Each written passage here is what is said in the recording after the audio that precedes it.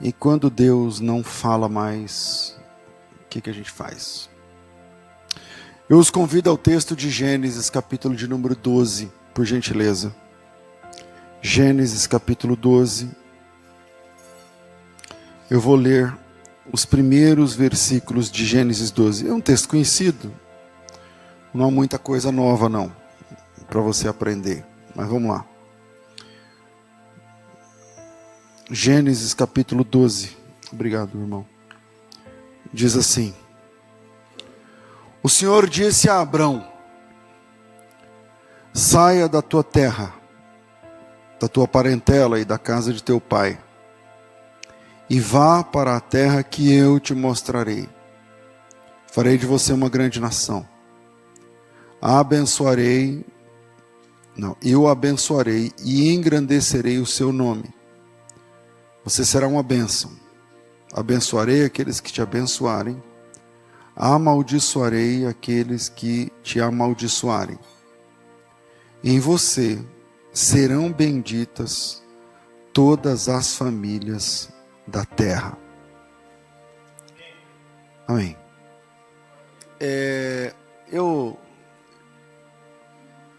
Para pregar esse sermão, eu tenho lido a história de Abrão.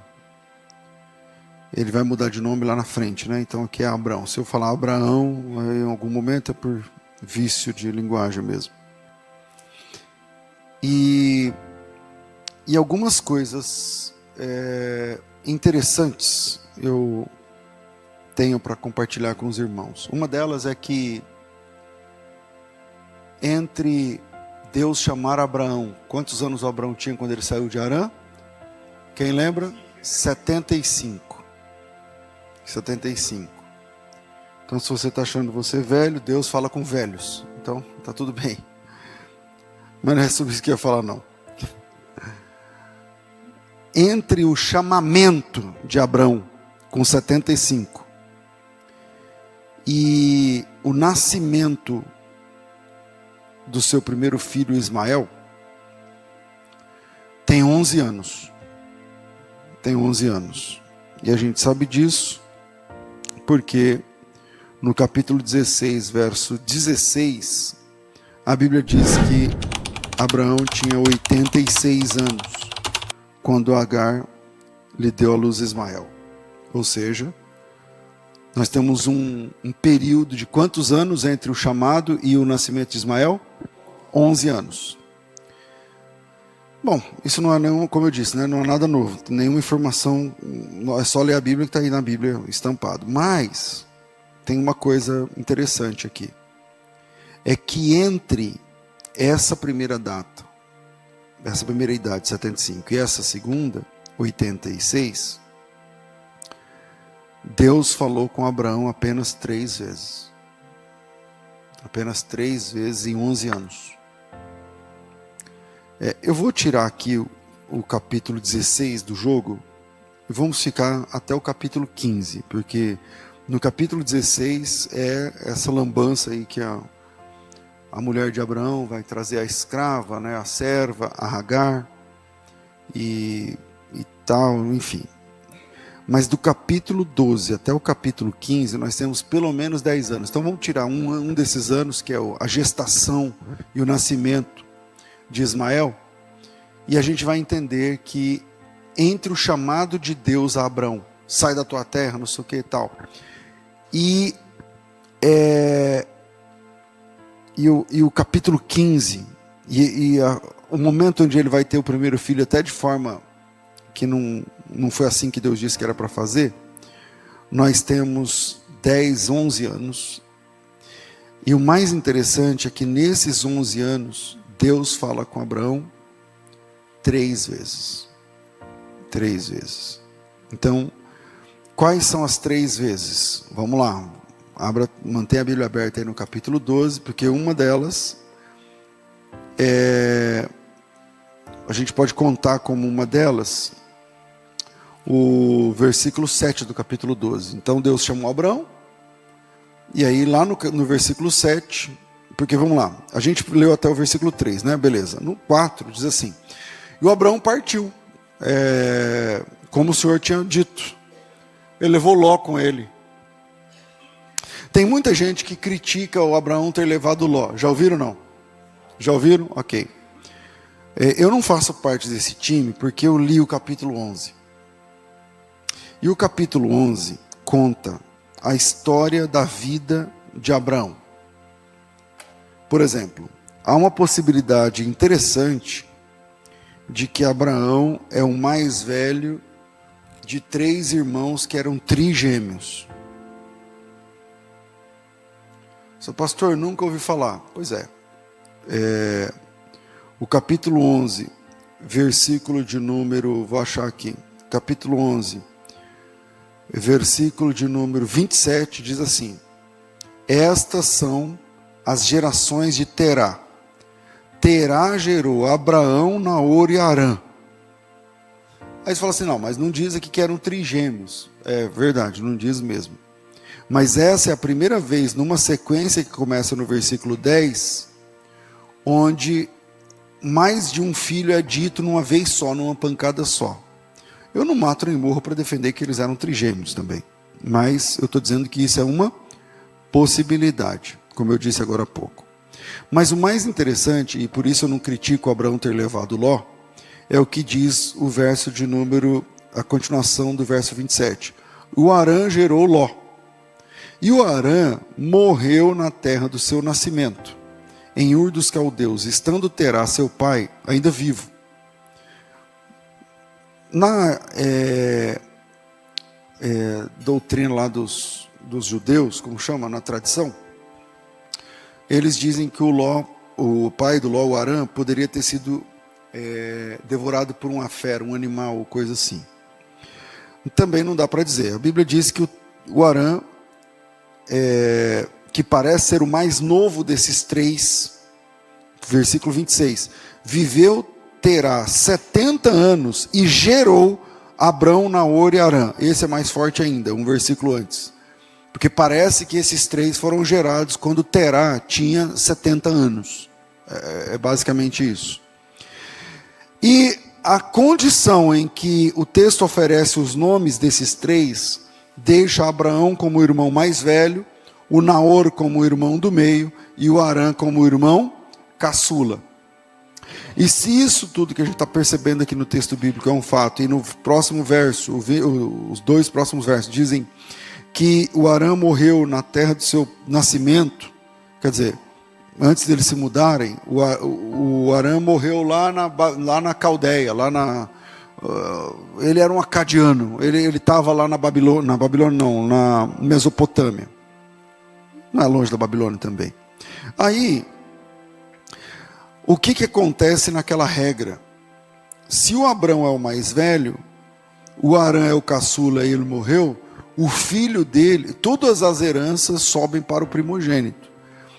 O filho desse menino, o filho do Harã, fica aos cuidados de Abrão. Entende? Então o Abrão meio que assume a paternidade do Ló. Então não é que ele não tinha que ter levado Ló, então é que o Ló virou filho, né, de Abraão por conta de uma fatalidade, de uma situação. Mas não é, vamos lá, vamos em frente. Quando Deus chama o Abraão no capítulo 12, ele deixa claro uma coisa que a gente vai falar no terceiro ponto, se a gente conseguir chegar lá. No versículo de número 3 termina assim: eu abençoarei os que te abençoarem, amaldiçoarei os que te amaldiçoarem, tal, mas em você serão benditas todas as famílias da terra. Do que é que Deus está falando com Abraão? Como é possível todas as famílias desse planeta,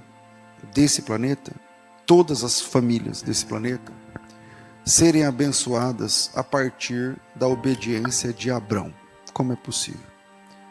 É porque Deus está contando com a descendência de Abraão, na verdade, com o descendente de Abraão. Ele está falando de Jesus. Logo, esse negócio aqui também é sobre Jesus. Porque só tem um jeito de todas as pessoas da terra serem abençoadas em alguém da linhagem de Abraão. E esse jeito é através da cruz do Calvário. É ali que todas as famílias da terra são abençoadas, porque é ali que a explosão da graça tem o seu ápice. E aí, Deus fala com Abraão poucas vezes depois do seu chamado. Uma delas é no verso 7. E é uma fala bem, como que eu vou dizer? É uma frase. Veja, no versículo 5, Abraão levou consigo Ló, que era seu sobrinho, já entendemos o porquê. Levou os bens que havia adquirido, levou a sua esposa, tal, tudo bem. E partiram para a terra de Canaã. Esse era o chamado, né? Sai daqui, vai para Canaã, tal. Versículo 6. Abraão atravessou a terra de Siquém até o carvalho de Manre ou Moré, depende da versão que você tem. Nesse tempo, os cananeus habitavam na terra. O Senhor apareceu a Abraão e disse. Então temos aqui a primeira vez que Deus vai aparecer a Abraão depois do chamado. Claro que aquela do capítulo 12 tem lá primeiro e tal. Mas depois que o Abraão entra em rota de obediência, é a primeira vez que Deus vai falar. Tudo bem até aqui? Está no verso 7. E Deus aparece, fala uma frase e acabou. Veja o verso 7. Apareceu o Senhor a Abraão e disse: darei essa terra à sua descendência. Só é isso. Essa é a primeira fala que Deus... O Abraão está lá e aparece, não é uma voz, uma imagem, não sei. Eu vou dar essa terra para a sua descendência. Para a sua descendência, não é sobre ele de novo. Para a sua descendência. Vamos acumulando esse conhecimento para o terceiro ponto. Para a sua descendência. Eu vou te dar essa terra para você. Por quê? Deus tinha aparecido para Abraão e não tinha dito exatamente para que lado ele ia. Então escolhe um lado e vai embora. Ele falou, escolhe um lado e vai embora? Como é isso? Mas eu sou de Campinas, eu vou para Minas ou eu vou para Florianópolis? Aí ele fala, tudo bem, você decide, sai aí andando. Uma hora eu vou te mostrar. Vai para uma terra que eu te mostrarei. Ele falou, então tá bom. Ele saiu. E quando ele chegou nesse lugar, Deus falou para ele assim, bom, é esse lugar que eu vou te dar ele. Aí o Abraão falou, bom, então vamos tirar as bagagens, vamos morar aqui. Deus falou que vai dar isso aqui para nós. O que o Abraão tem? Apenas essa fala de Deus. Apenas essa fala de Deus. E a segunda vez que Deus fala com Abraão, aí tem todo o capítulo 12 vai rolando. Tem aí um problema que eu não vou entrar no pormenor aqui por conta da exiguidade do tempo, que é o Abraão não falar toda a verdade sobre sua esposa, porque ela era mesmo meia-irmã de Abraão. Mas ele diz, ela é minha irmã, não é minha esposa, não é minha irmã, está comigo e tal, mas não é. E aí tem um problema lá com o faraó, que eu não vou entrar aqui no assunto, que é o capítulo 12. No capítulo 13, o Abraão e o Ló se separam, porque o Abraão, embora tenha uma lambança lá com o faraó, ele sai dessa história riquíssimo. Riquíssimo, está no versículo 17, por ali e tal, 15, no versículo 15. Por essa causa, por causa dela, o faraó tratou bem Abraão, o qual veio a ter ovelhas, bois, jumentos, escravos, jumentos, servo, camelo, não sei o quê. E aí, no versículo 20, o faraó deu ordens aos seus servos a respeito de Abraão, que o acompanhasse ele, a mulher e tudo que ele possuía. Ele saiu rico do Egito. E aí ele vem com tudo que ele possuía, capítulo 13, verso 2, ele era muito rico, possuía gado, prata, ouro, bens, fez as jornadas, tal, volta para Canaã. E lá tem o esquema, lá, o problema dos pastores de Ló e os pastores de Abraão, e eles se separam. E a segunda vez que Deus vai falar com Abraão, depois do chamado, está no capítulo 13, verso 14, acompanha aí. O Senhor disse a Abraão, depois que Ló se separou dele: erga os olhos onde você está, para o norte, para o sul, para o leste e para o oeste. Porque toda essa terra que você está vendo, eu darei a você e a sua descendência. Então, de novo, pela segunda vez, Deus está falando com Abraão. Essa é a segunda vez. Em anos, os anos estão passando. E Deus está falando com Abraão, mas ele está falando sobre promessas. Então, a segunda vez, o Ló foi embora, ficou Abraão, e Deus falou, lembra dos pontos cardeais? Norte, sul, leste e oeste? Lembro. Então, fica em pé. Aí ele ficou em pé, olha para frente, olha para trás, olha para a direita, olha para a esquerda. Parecendo a musiquinha que a gente canta agora na igreja. Para a direita, não sei o que lá. Ele falou, pois é, você está no meio da promessa. Essa terra vai ser sua. Aí o Abraão fala assim, legal. Não é legal isso? Interessante. Por que Deus não me dá logo a escritura e fala para mim, faça isso com sabedoria? Por que ele fica só... Eu cheguei na terra, ele falou, eis que você chegou na terra que eu vou te dar. A você e a sua descendência. Tá bom, vamos montar a barraca aqui.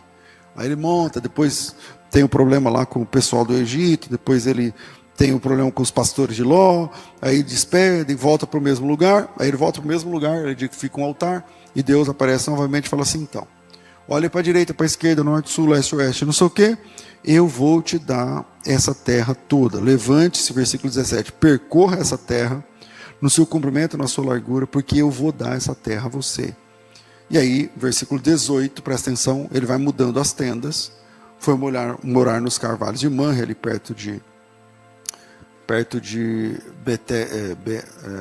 a gente fala como? Tem um nome em português que eu esqueci agora, eu estou com o nome hebraico aqui, que é o lugar dos 7 poços lá, Beersheba, como fala em português? Berseba. E aí ele está por ali. E no capítulo 14 nós temos as guerras. O Ló foi morar em Sodoma, não deu certo, deu ruim para o Ló. Uma guerra que não tem nada a ver com Ló, 5 reis contra 4, e os 4 eram mais poderosos, porque houve uma revolta, e o rei que mandava nos outros 3, que era o dos 4 lá, chamado Kedorlaomer, foi lá e liquidou todo mundo, levou todo mundo cativo, e incluía Ló.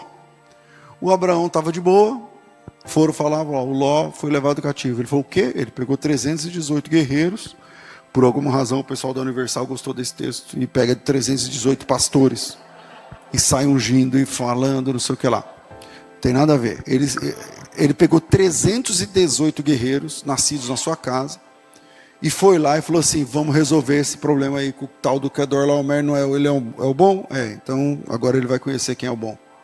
E aí ele vence esse rei. Esse rei, ele pilotou uma coalizão de outros 3, eram 4, que venceu 5, essa coalizão. E nesses 5 estava Sodoma, Gomorra, estava algumas cidades ali, Vale do Elá e tal. Aí eles venceram, saíram perdedor, o Ló perdeu, foi levado cativo. Avisaram para o Abraão não gostou dessa ideia, falou, não, vamos lá resolver. Foi lá e ganhou desse rei que era o chefe da coalizão poderosa lá e tal, e quem ficou poderoso foi o Abraão. E o Abraão foi lá e voltou com almas, ele não voltou só com dinheiro, ele voltou, porque na guerra, a lei da guerra, os despojos, o Ló tinha sido alma levada pelo rei Kedorlaomer. E aí o Abraão voltou e ele ganhou todo mundo e é tudo dele agora. E aí, quando ele está voltando, o rei de Sodoma até falou com ele, você vai ficar com tudo para você, porque nossas coisas estão aí no meio, né? Você veio salvar a gente, não foi? E aí ele falou, não, eu não quero nada que não seja meu não, fica tranquilo. Eu vim buscar meu sobrinho. E aí, nessa volta dessa guerra, o Abraão, pelas contas aqui, já tem 8 ou 9 anos do seu chamado. E Deus falou com ele uma frase, uma vez, e essa frase, no modo aumentado, a segunda vez. É só isso que Deus falou para Abraão. Primeira vez que Deus falou com Abraão depois do seu chamado. Eu vou te dar essa terra para você e para sua descendência. E aí, o que mais? Fala mais. Não, é só isso aí. Eu saí de Ur dos Caldeus, né? Isso dá mais de 1000 quilômetros. Outra língua, outro povo, outra nação. Aí o Senhor me dá uma frase. Isso aí. Bom, Deus nem falou isso aí. Isso é o que eu estou pensando. Deus falou nada. Só falou a frase. Beleza. Tempo depois, ele volta depois do Egito e tal. Deus falou, lembra que eu te falei? Foi bom o senhor aparecer. Tudo bem? Estou aí, né? Já tem aí 5, 6 anos e tal. Aí Deus falou, para a direita, para a esquerda, para frente, para trás, isso aqui, dá ré. Eu vou te dar tudo. Foi bom. Acabou. Terminou. Aí ele entra na guerra, volta da guerra. Quando ele está voltando da guerra, e aí Deus não está falando com ele mais. Aí ele está voltando da guerra, vitorioso, lá com o tal dos 318. E aí, quem ele encontra? Melquisedeque. Melquisedeque. E o Melquisedeque é um dos reis, é um rei também. Só que o Melquisedeque, ele se apresenta como rei e como sacerdote do Deus Altíssimo. E aí tem um esquema no hebraico, não dá tempo aqui, que é o nome que aparece ali.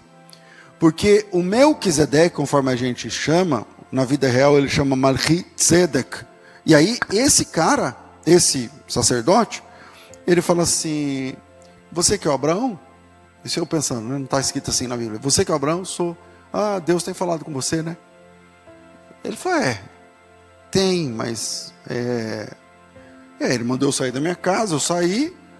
Quando eu cheguei na terra que eu entendi que era ali, ele falou: é aqui. Ah, e que mais?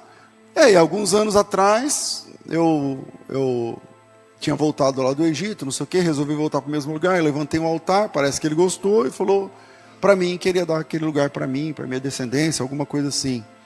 Ah, que mais? É isso aí. É isso aí. Se resume nisso aí, basicamente. Mas por que o senhor quer saber? E aí o Melquisedeque falou assim: porque eu sou sacerdote desse Deus. Eu trabalho para ele. E o Abraão deve ter pensado: ele tem sacerdote. Ele não fala muito comigo, mas ele tem, legal. Então tem sacerdote. O que mais que ele tem? Eu sou sacerdote do El Elyon. El Elyon. Ele tem esse nome? Eu só ouvi a voz e vim, né? Eu não sei nada disso aí. Tudo isso aí para mim é novo. Então eu vou te dar o dízimo. E o Melquisedeque falou: tá bom. Aí o Melquisedeque deu para ele pão e vinho. Isso tudo está no capítulo 14. E aí a gente entra no capítulo 15. E no capítulo 15 é a terceira vez que Deus vai falar com Abraão. A primeira vez foi só uma frase. Vocês estão comigo?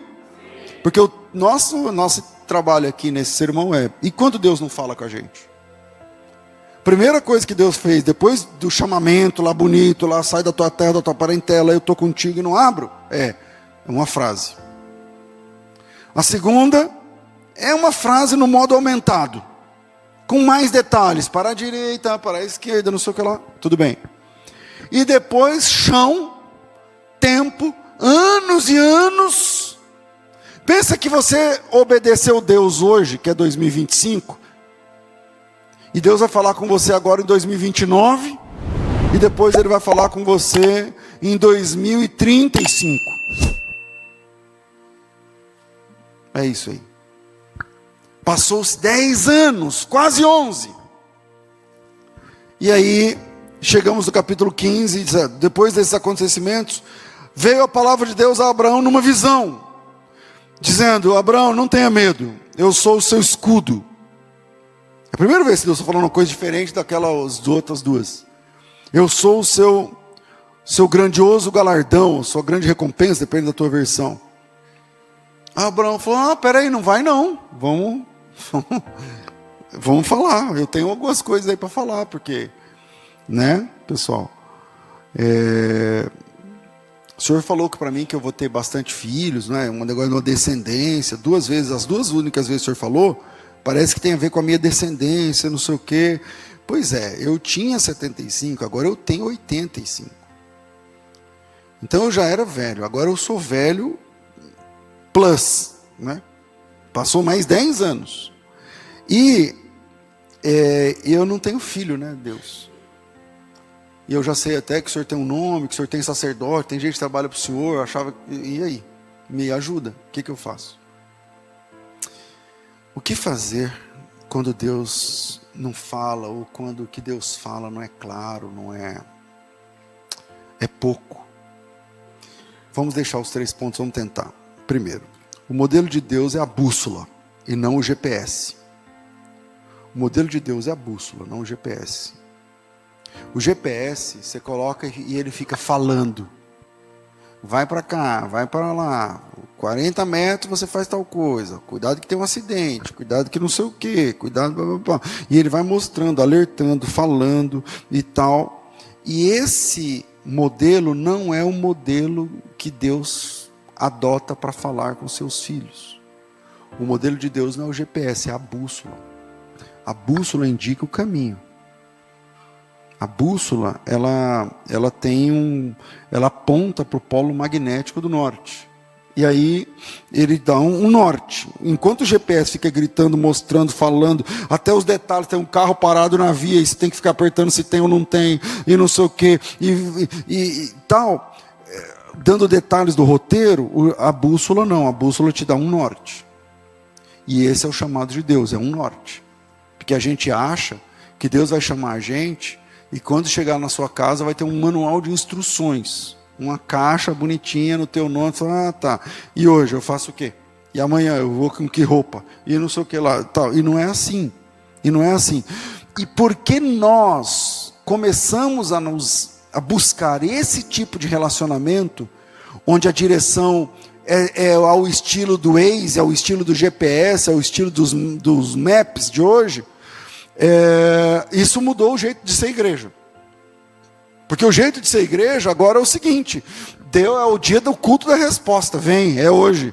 Você precisa de resposta, né? Ele não está falando. Então vem que é hoje. Hoje é a quarta da revelação, a quinta de não sei o que, a segunda de não sei o que lá. Você vai passar pelo corredor, a tenda do milagre, o corredor de não sei o que. Por quê? Porque você precisa que ele fale. Porque você precisa de informações, você quer que o seu chamado seja no modo GPS, não no modo bússola. Porque o modo bússola, você olha e fala, vai para lá, você está isso aí. O caminho é esse aí, vai seguindo. E no meio do caminho você vai descobrindo. E a Bíblia chama Abraão, apresenta Abraão como sendo o nosso pai da fé. E Abraão é o pai da fé, o que significa isso? Porque fé...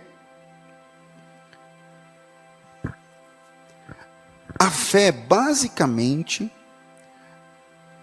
vai abolir essa quantidade de informações. Porque para ter fé, você não pode ver o que é. Porque se você vê, você não precisa ter fé. A definição melhor de fé na Bíblia é Hebreus, né? Ora, a fé é o firme fundamento... Não, a fé... Como é? Firme fundamento das coisas que se esperam, a prova do que se não vê.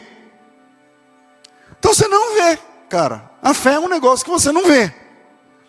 Quem vê não precisa de fé, está enxergando. E essa é a nossa carência. Deus, eu quero resposta. Eu vou conversar com alguém que é de Deus para me dar a resposta. Se eu faço ou não faço. Se eu entro ou se eu não entro. Se eu compro ou não compro, eu invisto ou não invisto? Investe. Quanto? Então você não precisa de fé. Entende? Então Abraão é o pai da fé, porque fé, por definição, é crer sem ver. Se você vê, se você ouve, se você sente, então você não precisa de fé. Fé é norte.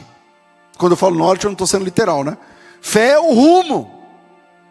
É o rumo. O que você vai achar no rumo? Naquele rumo? Não sei. Você vai achar. Você vai ver. Então, crer é ir contra o que você enxerga. É ir contra a evidência. É ir contra o que as pessoas, o que você está vendo. Isso é fé. Num dia difícil para Jesus, o dia que ele perdeu seu primo assassinado, ele fez um milagre muito interessante. Ele andou sobre as águas por, sei lá, uns 7 ou 8 quilômetros. A gente olhando para o texto, parece que ele andou nas águas como daqui ali, né? E tal, não, ele andou sobre as águas como daqui a Hortolândia, sei lá. E aí, acho que dá mais de 8 quilômetros, tem que fazer a conta aí. Aí, quando ele chega perto do barco, os discípulos estão desesperados. Isso é Mateus capítulo 14. Aí Jesus falou assim, pessoal, calma. Eles estão achando que Jesus era o quê? Um Fantasma. Tem fantasma, pessoal? É um outro assunto, né? Quando a gente fica desesperado por coisas que nem existem, mas tudo bem. E aí, Jesus falou, opa, calma, sou eu. Ai, por que o senhor veio assim? Ah, não tinha barco, porque quando você lê o texto, Jesus ficou orando a noite inteira, até de madrugada, e quando ele chegou na praia, não tinha barco nenhum. E ele precisava ir para o outro lado, falou, então eu vou a pé. E aí ele foi, não tinha ninguém, ele falou, eu sou Deus, né? Então eu vou a pé. E aí ele foi indo, e aí quando ele chegou perto do barco, todo mundo, tal, não sei o quê. E aí ele falou assim, bom, calma, não precisa ficar desesperado, sou eu. E aí o Pedro vai ensinar um negócio muito interessante para mim. Porque o Pedro fala assim, se és o Senhor mesmo, manda que eu vá até aí, mas que eu vá igual o Senhor está fazendo, andando sobre as águas. E a resposta de Jesus é, vem. E Jesus olhou para o Pedro e disse, vem. E neste momento, o Pedro tem de tomar uma decisão sobre o conceito que ele tem de realidade, verdade e fé. Porque o Pedro é por definição um homem do mar. E Jesus é por definição um homem da oficina. Quem manja mais de água é o Pedro, não é Jesus. Eu estou pensando a grosso modo, obviamente. O Pedro é criado naquelas águas. Ele sabia. E se ele estava desesperado com o barco virando, é porque ele tinha razão para ficar assim. E aí, chega Jesus andando. E o Pedro falou, o senhor vem andando? Ele vai vir, não tinha barco, eu vim. Aí ele falou, então, se é o senhor mesmo, eu quero ter essa experiência. E Jesus falou, tá bom. Pode vir. Você vai andar sobre as águas. E o Pedro tem de tomar a decisão. E qual decisão? O que é verdade? Verdade é o que eu sei. Porque o que eu sei? Eu sei que um cara em pé, na flor da água, afunda. Eu sei que você fica na água nadando, deitado, você boia, Agora, se você ficar com os dois pés em cima da água, igual eu estou andando aqui, eu vou lá para baixo, meu amigo. Não tem saída para mim. Eu vou ficar em pé lá no fundo. É isso que eu sei. Eu sei sobre água, é isso. Mas ele está dizendo, vem. E ele está dizendo, vem. Então eu tenho que tomar uma decisão sobre o que eu acredito. O que é verdade? Verdade é o que eu sei sobre mim, sobre água, sobre barco, sobre tempestade, sobre a vida. Ou verdade é o que Jesus Cristo de Nazaré está falando para mim. O que é verdade? Eu tenho de tomar essa decisão agora. E quando ele põe o pé na água, ele tomou essa decisão. Verdade não é o que eu sei, verdade é o que ele diz. Verdade não é o que eu aprendi, verdade é o que está saindo dos lábios dele. O que ele está falando é a verdade. E tudo que eu aprendi cai agora diante da verdade que está saindo da boca dele, porque ele está dizendo que eu vou andar sobre as águas. E diz o texto no versículo 29, que descendo do barco, andou sobre as águas e foi até Jesus. Ou seja, a fé tem a ver não com o que eu sei, tem a ver com o que Deus falou. E o que Deus falou, às vezes não tem evidências visíveis. Então, primeiro, o modelo de Deus é a bússola, não é o GPS. Então, você não vai esperar que Deus fique todas as manhãs, bom dia, flor do dia. Você é a menina dos olhos de Deus, o bichinho de Jacó. Meu irmão. Mas é essa fé que as pessoas cultivam. É uma fé que precisa de empurrões diários. O cara está lá murcho. Ele fala, o que foi? Deus não falando comigo. É? Quanto tempo? Não, foi mais de mês. Não, meu amigo, calma aí. Eu vou te apresentar um cara na Bíblia chamado Abrão. Em 10 anos Deus falou com Abrão 3 vezes. E esse é o nosso modelo de homem que andou com Deus. O modelo que nós temos de homem que andou com Deus é, durante 10 anos, uma frase aqui, uma versão dessa frase ali, e um bate-papo acolá, durante 10 anos. Então, em 10 anos, Deus fala com esse homem, Abraão, 3 vezes, e esse é o nosso modelo de um homem que anda com Deus. Esse é o nosso modelo de homem de fé. Esse é o nosso modelo de pai da fé. Então ele é pai da fé, não é porque ele vivia com um GPS a tiracolo, com Deus dizendo: oi Abraão, bom dia, tudo bem com você? Tudo bem, e então vai para a direita, vire em 40 metros, Abraão, você faz tal coisa. Não! Ele é o pai da fé, porque ele nos ensina sobre fé da seguinte forma: você não precisa ficar recebendo toques o tempo todo, e culto que dá revelação, a irmã que revela um monte, que faz não sei o quê, e tal. Não, Deus te dá um norte, siga esse norte, porque Deus está nesse projeto e é assim que funciona. É claro que na graça nós nos relacionamos com Deus através da oração. Isso pode ser todo dia, toda hora. Você está em comunhão com Deus. Então, por favor, não me confunda o que eu estou dizendo. Bússola é norte. Bússola, ela vai pela atração magnética. E é basicamente isso que Deus está falando com Abraão. Deus é aquele que norteia a gente. É aquele que fala assim: não é para aí não, você está indo para o lado errado, é para cá. É para cá. E aí é você, porque a gente quer que Deus escolha a namorada, a gente quer que Deus escolha a empresa, a gente quer que Deus não trabalha assim, meu irmão. Deus não trabalha assim. Deus tem esses 3 currículos aqui. Qual que é o que sua mãe mandou bater? E aí vai, esse aqui é o que Deus falou. Não é assim que funciona. Essa é uma fé infantil. A criança, ela tem que... Tira a mão daí, faz a coisa, não. É a criança é que tem que ser assim. E muito do cristianismo de hoje está infantilizando os cristãos, transformando os cristãos em bebês. Porque criança que chora tem que dar alguma coisa para ele comer, chupar, mamar, lamber, brincar. E é isso que acontece em igrejas evangélicas. Você está chorando? Vem cá, eu vou te dar um negócio aqui para você. Tó, esse óleo aqui, leva para sua casa.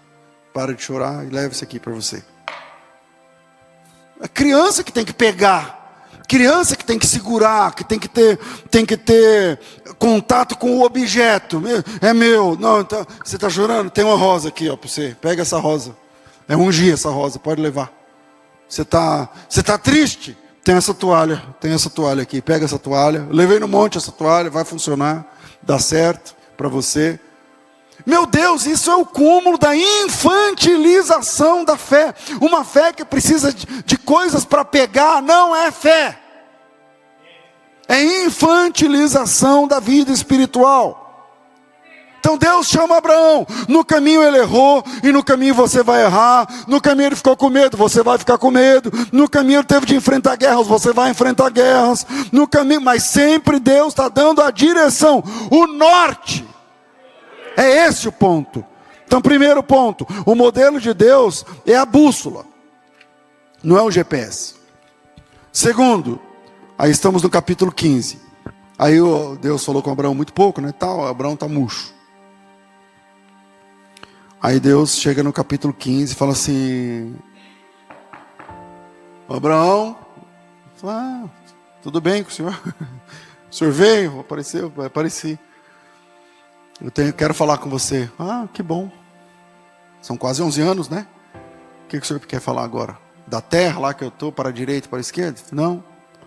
Eu quero falar uma outra coisa com você hoje. E o que o senhor quer falar? Eu sou o seu escudo.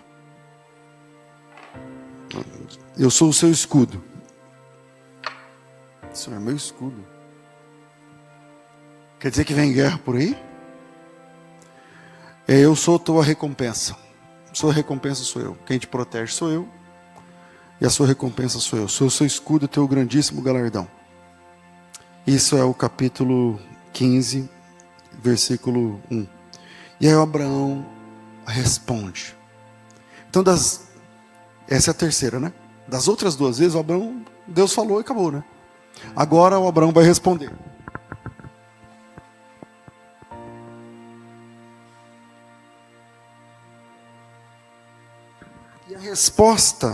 a resposta de Abrão é interessante. Ele fala assim, bom, já que o senhor veio, eu posso falar? Versículo 2. Qual que é a ideia aqui? Porque eu não tenho herdeiro, né? O senhor fica falando da minha herança, que eu vou ter multidão de filhos, não sei o que lá, e eu não tenho herdeiro nenhum, né? Se eu morrer agora, eu já estou velho, eu tinha 75, agora eu estou em 85. Se eu morrer agora, o meu herdeiro é esse cara que é da Síria, porque Damasceno é de Damasco, Damasco é a capital da Síria. Foi esse cara da Síria que ele trabalha para mim. E se eu morrer agora, é ele que vai herdar tudo. Então, falar de um jeito coloquial, Abrão chama Deus e fala assim, o senhor está meio sumido, né? Eu estou meio sumido, o senhor mandou eu sair da minha casa, eu saí, depois o senhor falou que eu tinha que morar em tal lugar, eu morei. Aí um tempo atrás, a última vez que eu tive algum contato, que foi até indireto, né? Foi através de um sumo sacerdote, né? Eu não sabia, o senhor tem sumo sacerdote, né? Interessante. Ele te chamava de Elion, eu também não sabia desse nome. Eu imagino Abraão falando essas coisas para Deus, e Deus falando, tem muita gente que trabalha para mim. E aí, o senhor chama ela Elion? Esse é um dos meus nomes, não é o principal, mas é um dos meus nomes. E aí, o Abraão está triste, falando o seguinte, versículo 3, o senhor não me deu descendência, é um servo nascido na minha casa que vai ser o meu herdeiro. E aí, o Abraão está triste, porque ele está olhando para o que ele não tem. Como que a pessoa fica triste por uma coisa que ele não possui? Não é que ele tinha e perdeu, ele só não tem ainda. Não chegou a vez dele de ter. Parece que no caso dele demorou pra caramba, é verdade, ele está demorando. Mas ele está triste olhando para algo que ele não tem. Ele está triste pelo que ele não possui. E esse é o segundo ponto, né? Ele está dentro da tenda, enclausurado. E a clausura é um problema.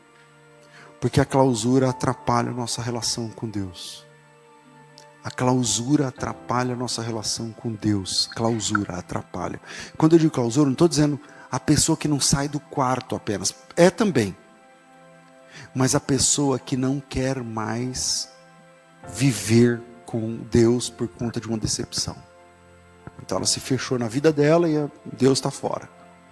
E o Abraão, não estou dizendo que o Abraão fez isso, tá? Mas o Abraão naquele momento está triste. E como eu sei disso? Pela fala de Abraão. Deus fala, eu sou o seu escudo, sou o seu galardão. Ele fala, então, mas filho mesmo que é bom, né? Eu não tenho. O senhor prometeu, falou que eu ia ser. Teve uma frase que o senhor falou, que o senhor ia dar aquele lá para mim e para minha descendência. Só que até hoje eu moro de aluguel. O senhor nem me deu, eu não estou vivendo naquela casa. Eu vivo na casa, mas eu pago aluguel. E eu também não tenho filho. Então o Abraão está olhando para o que ele não tem. E a clausura, ela causa isso na gente. Uma decepção, uma dor, uma falta, uma perda. E aí você entra nessa clausura. Às vezes você está até congregando. Mas você entra nessa clausura. E você começa a olhar aquilo que você não tem. Aquilo que Deus não te deu.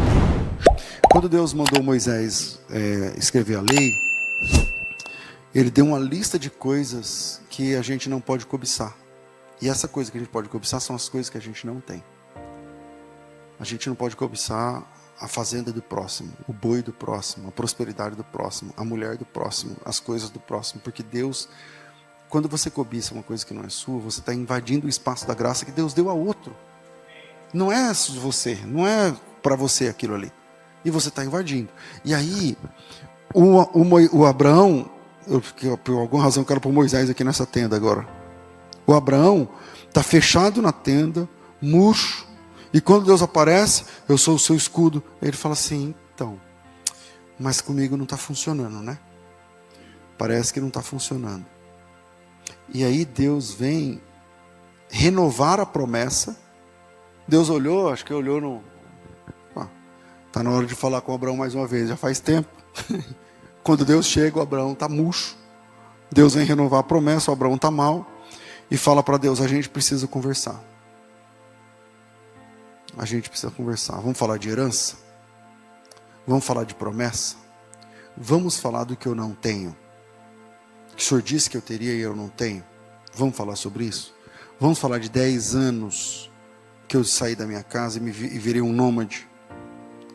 Vamos falar sobre isso? Vamos falar sobre o que o Senhor falou de descendência, e hoje, se eu morrer, a minha herança é para esse cara aqui. Então ele está olhando para o que ele não tinha. Mas você já parou? E se a gente parar para pensar no que a gente não tem, a gente fica maluco. A gente fica maluco. O que você não tem que você gostaria de ter? Pô, um monte de coisa. Um monte de coisa. O que você não tem emocionalmente da sua mulher para você, ou do seu marido para você, que você gostaria de receber? É um monte de coisa. O que você não tem fisicamente? O que você não tem financeiramente? O que você não tem ministerialmente? O que você não tem profissionalmente? O que você não tem não sei o que lá mente?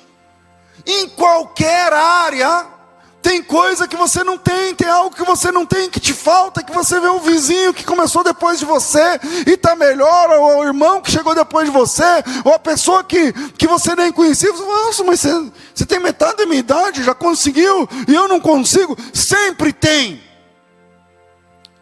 coisas que você olha e fala assim, isso aí falta para mim. Isso aí falta para mim. E quando você entra num estado de clausura de alma, esse viés, ele fica latente na sua alma, e você fica uma pessoa insatisfeita. E você fica uma pessoa insatisfeita. Mas você já parou para... Pensa assim, Abraão, você já parou para pensar o que você tem? Cara, você venceu uma coalizão de não sei quantos reis. Você já parou para pensar nas guerras que você venceu? Você já parou para pensar no que Deus já te deu? Você hoje ficou rico. Eu estou falando com Abraão agora, né? Você é rico. Você é muito melhor financeiramente do que você era na casa do seu pai. Você tem direção. Mas você é um cara que está trancado numa tenda. Não estou para ninguém. Porque você está sofrendo por aquilo que ainda falta acontecer na tua vida. Tem coisa que Deus te prometeu e que não aconteceu. Então, você acertou o endereço hoje. Era aqui que você tinha que vir. E é essa palavra que você tinha que ouvir. Tem coisas que Deus falou. Não estou dizendo que não foi Deus, não. Foi Deus que falou. Mas não funcionou ainda? Tem. Para mim também tem. Quem tem? Eu tenho. É isso aí. Alguns têm, outros não têm. E outros não estão nem aí. Estão na clausura. O exercício é, olha o que Deus já te deu. Olha o que Deus já fez, as lutas que você venceu, as batalhas que Deus permitiu que você vencesse. E aí Deus olhou para o Abraão e falou assim, esse cara está muito murcho. Esse cara está muito murcho. Versículo 4, Deus falou para ele, não, Abraão, o que eu falei está de pé. Esse cara que você falou não vai ser seu herdeiro. É alguém gerado por você que vai ser o seu herdeiro. É do jeito que eu falei. Só que o Abraão, na posição que ele estava, ele não estava à altura de uma conversa assim com Deus. Então Deus precisou mudar o locus. Deus precisou mudar o lugar. Se me faça entender. Deus, aí entra o versículo 5. E diz assim, então o Senhor o levou para fora. Algumas vezes aconteceu isso na Bíblia. Aqui, lá com Elias. O Elias estava murcho, querendo morrer. Eu não sou melhor do que meus pais. Primeiro, ele era melhor que os pais dele, sim. O Elias. Ele é o maior vulto dos profetas. Como ele é melhor que os pais dele? Só que na hora da clausura, você se menospreza. Na hora da clausura, você nunca é boa demais. Na hora da clausura, qualquer um é melhor que você. Na hora da clausura, o que você tem é pior do que o dos outros. Na hora da clausura, você não é boa o bastante. Na hora da clausura, você é feia demais, magra demais, gorda demais, velha demais, nova demais, burra demais, inteligente demais, rica demais, pobre demais. É tudo demais. É tudo demais. Por quê? Porque é a clausura. Ali é o problema. E aí, eu estou falando agora de Elias. Elias, para mim é melhor morrer. Tira a minha vida. Sabe o que Deus fez com Elias? Você quer morrer? Tá, não vai morrer nunca. Que o Elias é um cara que nunca morreu.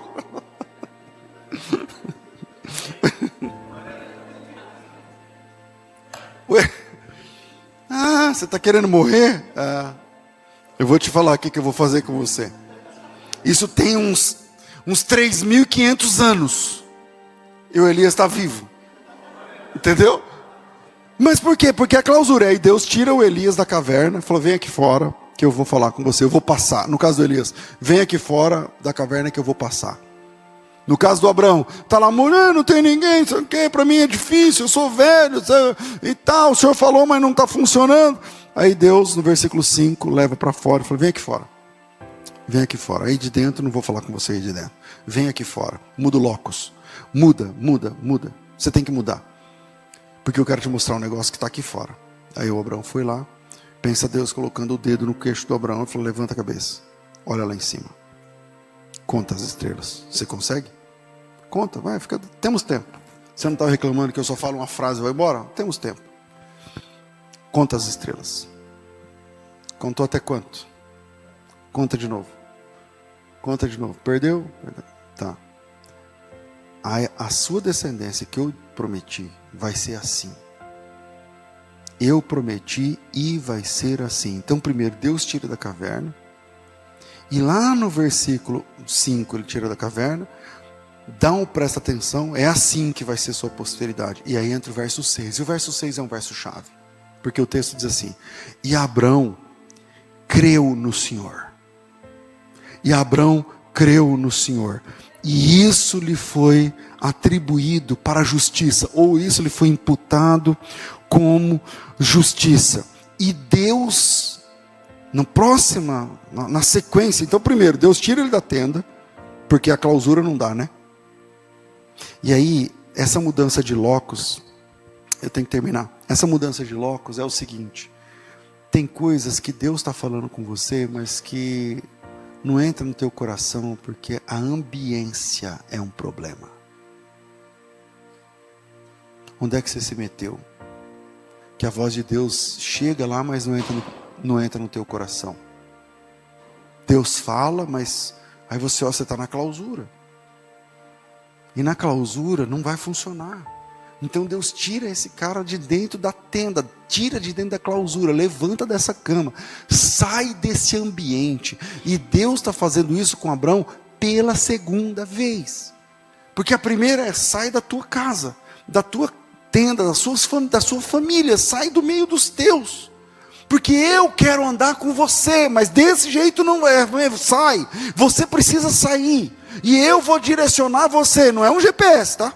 Não vou ficar 40 minutos, 40 metros, sei o que lá, você vai chegar tal. Não vou te falar não. Eu não vou te dar muitas informações, porque você não suportaria. Não é porque eu sou mau, é porque você não aguenta ouvir. Então eu sei quando eu falo com você, eu sei o que eu falo com você, e eu sei como eu falo com você. Deixa comigo. Mas o que eu falei vai acontecer. Saia daí. Aí ele saiu, conta as estrelas, contou, perdeu. Então é desse jeito. E aí entra o verso 6, que é um verso chave. Ele creu, e isso foi imputado como justiça. E quando ele acreditou, acontece muda o padrão. Porque o verso 7 e o Senhor disse, eu sou o Senhor. Aqui aparece o tetragrama, mas não temos tempo para falar sobre isso. Aqui, Deus bate no peito e diz para Abraão assim, você está triste, né? Você não está entendendo, né? A conta não está fechando, né? Fui eu que tirei você de lá. Deus bate no peito e fala para Abraão, fui eu. Fui eu que tirei você de Ur dos Caldeus. Fui eu que mandei você vir para essa terra. Fui eu. Eu estou no controle. Você pode não ouvir a minha voz todo dia, mas fui eu que fiz você chegar até aqui. Eu estou no controle, você vendo ou você não vendo. Eu estou no controle, você me ouvindo ou não ouvindo. Eu estou no controle, você sentindo ou não, fui eu. Eu tirei você de lá, eu trouxe você aqui, e eu estou no controle da sua história e da sua vida. E aí, acho que o Abraão precisava dessa conversa, porque na sequência, Deus fala com Abraão nesse nível, né? Bate no peito e diz, fui eu que fiz isso. Aí o Abraão, agora humilde, diz assim, como que eu posso saber tudo isso que o Senhor está me falando agora? Porque essa é a nossa primeira conversa franca, né? Que a gente está falando. E Deus fala assim, você quer que eu abra um pouco da cortina? Sabe, pensa que a glória de Deus ficava dentro da cortina, né? Eu estou falando do arquétipo do templo, do tabernáculo, está dentro da cortina. Você quer que eu abra assim um pouquinho da cortina para você? É só para ter uma base. Deus falou assim, então vá ao sacrifício. Aí ele fez o sacrifício grande e tal. Eu queria muito trabalhar esse sacrifício, não dá tempo. E aí ele falou assim para Abraão, bom, senta que eu vou te explicar algumas coisas, já que você quer saber. E aí o Abraão sentou, e Deus diz assim, é o seguinte, 13, verso 15 e 13. Você quer que eu abra um pouquinho da cortina, né? Tá bom. A sua posteridade vai ser peregrina numa terra que não pertencerá a ela. E ela também vai sofrer a escravidão e vai ser escravizada por uma terra sem merecer. E isso vai durar 400 anos. Você está achando que você está velho porque você tem 80 e pouco? Isso vai durar 400 anos. Eu estou falando da sua descendência. Mas calma. Você não quer saber? Depois que passar esses 400 anos, eu vou julgar esse povo, essa nação que escravizou o seu povo. E eles vão sair de lá com muitas riquezas. Você sabe que eu faço assim, como fiz na sua vida, e você ficou rico, né? Então, eu vou fazer isso na sua descendência. E eu só não dou aquela terra para eles agora, porque a medida do pecado dos amorreus ainda não está cheia. Dorme com esse barulho. Deus falou para ele assim, você vai morrer e vai descansar em paz, na sepultura. Na 4ª geração eles vão vir para cá. Lembra que eu falei para você, na primeira vez, que eu ia dar essa terra para a sua descendência? Porque a primeira frase foi essa. Eu falei, vou usar isso no 3º ponto. Não sei se vou conseguir. Lembra que eu falei que era sobre descendência, Abraão? Lembro. Então, depois desses 400 anos, depois dessa escravidão, depois dessa experiência terrível, eu vou trazer essa descendência sua para cá, para essa terra. E vou dar ela de papel passado para vocês. Vocês serão os donos mesmo. Por isso que a primeira vez que eu falei com você, foi só uma frase. Eu falei, eu vou dar a você essa terra e a sua descendência. Eu só não disse quando. Mas como você está aperreado, eu estou abrindo um pouquinho da cortina. Aí ele falou, mas por que tem que demorar tudo? Então, nas minhas contas aqui já vai dar uns 500, 600 anos tudo, né? Você é bom de conta. Você é bom de conta. Ele falou, então, mas eu estou preocupado que eu vou morrer agora? Pois é. Mas você não queria saber? E por que o senhor não faz assim? O senhor pode fazer assim, fazer tudo hoje? Posso. Mas nem tudo que eu posso eu devo fazer. Porque a medida do pecado dos amorreus ainda não está completa. Tem um povo lá que chama os amorreus. E eles têm um crédito ainda de pecado contra mim. Na minha conta. Porque eu faço contas. E na minha contagem tem ainda uns 400 anos. Então, enquanto eles ficam em pecado contra mim, você e a sua descendência vai ficar escravo lá no Egito. Mas quando terminar, eu vou chacoalhar o tapete aqui e vou trazer vocês para cá. Você não queria conhecer um pouco do meu desígnio? Eu sou um Deus que tem um desidério. Eu não sou um Deus de urgências. Eu sou um Deus de importâncias. E isso é o que eu tenho que fazer na sua vida. Tem muito mais, mas eu só quero te mostrar uma fagulha. Você vai morrer em paz. E eu estou cuidando de todos aqueles que vierem a partir de você. É isso que basta. E aí eu vou para o terceiro ponto. Só vou citar aqui por conta do nosso tempo, que é: o chamado de Deus não é só sobre você, mas sobre o que vem depois. O chamado de Deus não é só sobre a gente, é sobre o que vem depois. E o que vem depois é muito maior e muito mais profundo do que a gente apenas. E Deus está mostrando isso com Abrão na prática. Deus está mostrando isso com Abrão na vida real. Deus está mostrando isso com Abrão, dizendo: eu prometi, eu falei, lembra que eu falei que a partir de você, da sua obediência, todas as famílias da terra serão abençoadas? Lembro, eu até não entendi na hora, né? Mas por quê? Então, não é sobre apenas a sua pessoa, mas é sobre o que você gera. É sobre o que você gera. E aí, nesse último ponto, o chamado de Deus não é só sobre você, mas sobre o que vem depois. É que, não, desliga aí, né, mano? Vai ficar tocando. É que Deus está dizendo para Abraão: você quer saber? Então, a sua descendência vai ser assim, assim, assim, mas eu estou no controle. E da sua descendência virá alguém que por causa dele todas as famílias da terra serão benditas. Ou seja, o nosso chamado não é sobre... Irmão, Deus cuida, tá?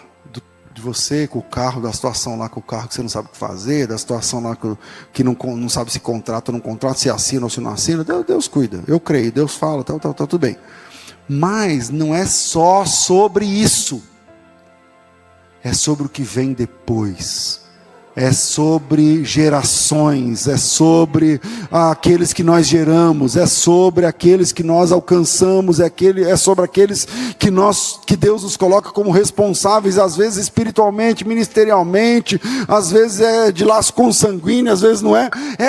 O chamado de Deus se derrama para além da vida daquela que Ele chamou. É muito além, e que Deus está falando para Abraão, falou assim: não, você está preocupado com você? Eu não cuido de você, eu cuido de bilhões. Eu cuido de bilhões. Eu cuido de trilhões. Eu cuido de tudo, de todos e ao mesmo tempo. Então o chamado de Deus começa com a gente. Começa com a mudança do locus, começa com a obediência, começa com você conhecendo Deus. Você nem sabe o nome dele, você nem sabe se ele tem sacerdote ou não, você nem sabe como é que funciona, mas você está obedecendo. Ele falou, você está seguindo, você está obedecendo. É na bússola, é no norte, é no rumo. Vai no rumo que ele mandou, siga no rumo que ele falou. Ele vai falar depois, pode ser que não fale muito, mas continue no rumo. Pode ser que ele não dê todas as informações, continue no norte. Pode ser que ele não fale aquilo que você queria ouvir, continue seguindo. Pode ser que ele não diga aquilo que você gosta de saber sobre você, porque ele diz para Abraão: você vai morrer, cara.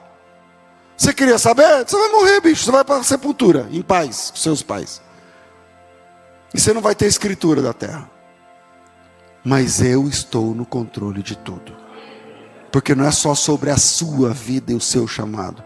É sobre tudo que Ele poderá produzir. Deus abençoe vocês em nome de Jesus. Você acaba de assistir mais um corte do Mundo Cristão. Não esqueça de deixar um like neste vídeo, escrever sua opinião nos comentários e se inscrever no canal. Ei, rapidinho aqui. Se você quer começar a ganhar uma renda extra com o YouTube e as redes sociais, acesse o link fixado nos comentários ou na descrição desse vídeo.